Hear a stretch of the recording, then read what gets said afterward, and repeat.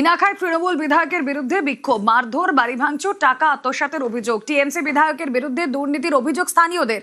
বিধায়ক উষারানী মণ্ডল এবং তার স্বামীর বিরুদ্ধে অভিযোগ।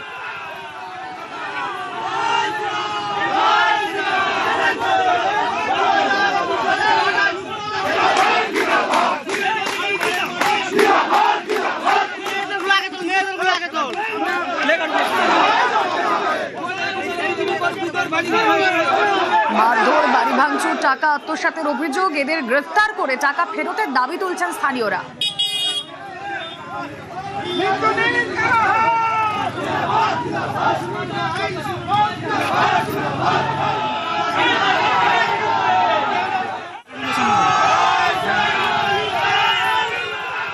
বছর ধরে মিথুন মাস্টার, উষারানী যেভাবে আমাদের গ্রামটাকে নষ্ট করে চলেছে, ঘেরি লুট, টাকা লুট, মানুষের জনসাধারণের টাকা আত্মসাৎ করেছে, জোড়া খুন হলো, তার কোনো বিচার হলো না। এমনকি নাইট গার্ডের নাম করে মানুষকে হতাশা করছে।